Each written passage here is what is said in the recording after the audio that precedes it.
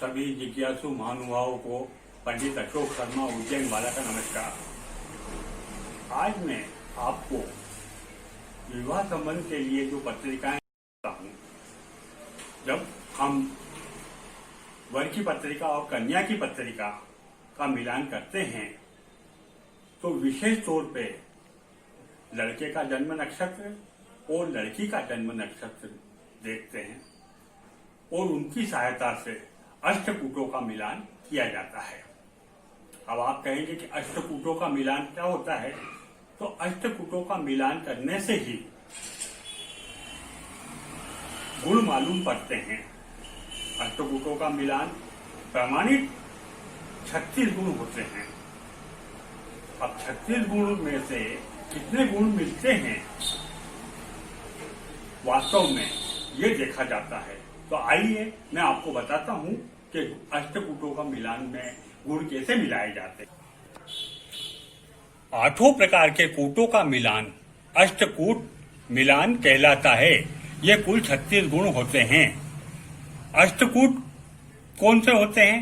1 वर्ण के गुण प्रमाणित गुण 1, 2 वश्य के गुण प्रमाणित गुण 2, 3 तारा के गुण प्रमाणित गुण 3, योनि के गुण प्रमाणित गुण 4, ग्रह मैत्री के गुण प्रमाणित गुण 5, गण मैत्री के गुण प्रमाणित गुण 6, भुकुट के गुण प्रमाणित गुण 7, नाड़ी के गुण 8 और कुल टोटल जब हम इनका कुल टोटल करते हैं तो ये 36 गुण होते हैं।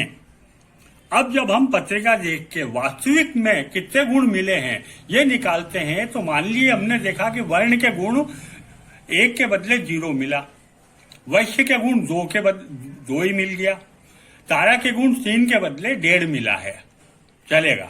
योनि के गुण 4 के बदले 4 ही मिल गए, ग्रह मैत्री के गुण 5 के बदले 5 ही मिल गए, गण मैत्री के 6 की जगह 0 हो गया, भकुट का गुण 7 की जगह 7 मिल गए और नाड़ी के गुण 8 की जगह 0 हो गया।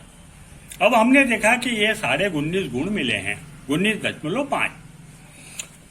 अब यहाँ पे एक प्रमाणित माना जाता है कि 18 या 18 से अधिक गुण मिलते हैं तो विवाह संबंध किया जाना चाहिए। किंतु हमको विशेष तौर पे ये बात ध्यान रखना पड़ेगी कि क्या तारा के गुण मिलते हैं? तो यहाँ तो मिल रहे हैं तारा के गुण। क्या महावीर योनि तो नहीं है? ग्रह मैत्री के गुण मिल रहे हैं? क्या गण मैत्री के गुण मिल रहे हैं? क्या नाड़ी के गुण मिल रहे हैं? तो हम ये पाते हैं कि खास करके ये जो 4 चीजें मैंने आपको बताई है उसको विशेष तौर पे मिलान के समय देखना चाहिए। योनि, तारा, गण मैत्री, ग्रह मैत्री और नाड़ी। आपने देखा होगा कि गोद जब हम मिलान करते हैं तो मान लो जो लड़के वालों का गोद है वही लड़की वालों का गोद है तो वो गोद अड़ गया।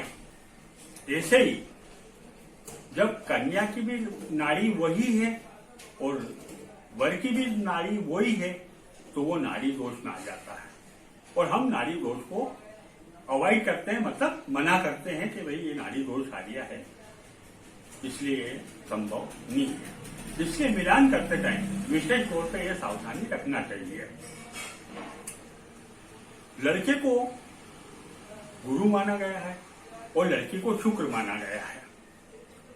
तो जो हम पत्रिका में एक विशेष तौर पे ये देखिए कि लड़की की पत्रिका में गुरु अच्छा है, यदि गुरु बढ़िया है, अच्छा है, शुभ है, शुभ ग्रह उसको देख रहे हैं, लड़की को पत्रिका सुख मिलेगा और उनमें प्रेम रहेगा। यदि लड़के की पत्रिका में शुक्र शुभ है और शुभ ग्रह उसको देख रहे हैं, उसको पत्नी अच्छी मिलेगी, उनका आपस में प्रेम रहेगा। अब 36 गुण में यदि कोई दोष है ही नहीं और सभी 36 गुण मिल रहे हैं तो 36 गुण मिलने पे भी विवाह संबंध नहीं करना चाहिए। जैसे कि श्री राम जी और सीता जी के 36 गुण मिले थे, 36 गुण मिले थे, तो वो 36 गुण भी हमको अवॉइड करना पड़ते हैं और मना करना पड़ता है कि क्यों? क्योंकि भगवान राम तो मर्यादा पुरुषोत्तम है। सीता जी मर्यादा बताना चाहती थी और उनका तो स्वयंवर हुआ था, तो गुरु वशिष्ठ के बाद में पत्रिका मिले और ये पाया कि 36 गुण मिलते थे। मैं तो लिटिल मैन हूं, मर्यादा पुरुषोत्तम के मुझे क्या स्थिति के मैं बोलूं। हाँ, तो मैं ये कह रहा था कि जब 36 गुण पूरे भी मिल जाते हैं तो वो भी गलत है, थोड़ा बहुत दोष होना ही चाहिए। 24-25 से ऊपर गुण मिलते हैं तो उसे सर्वश्रेष्ठ माना जाता है, किंतु हमको ये ध्यान रखना चाहिए कि इसमें कोई बड़ा दोष तो नहीं आ गया। एक का शुक्र, एक का लग्नेश, दूसरे का सप्तमेश हो और एक का सप्तमेश दूसरे का लग्नेश हो तो भी पति पत्नी में बहुत प्रेम रहता है।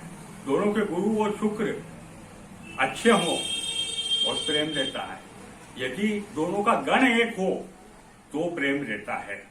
इस प्रकार से मैंने आज आपको बताया कि विवाह संबंध कुंडली मिलान में क्या क्या बात ध्यान रखना चाहिए।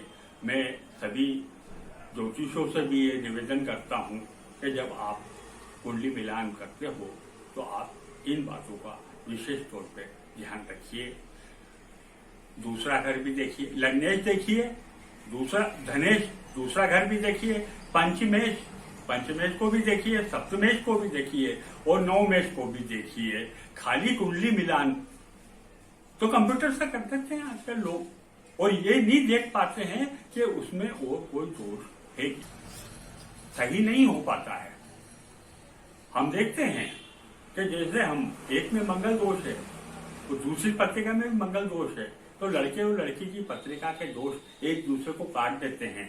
ऐसे ही विवाह संबंध में लड़के और लड़की की पत्रिका के दोष एक दूसरे को काट देते हैं। और यदि पत्रिका में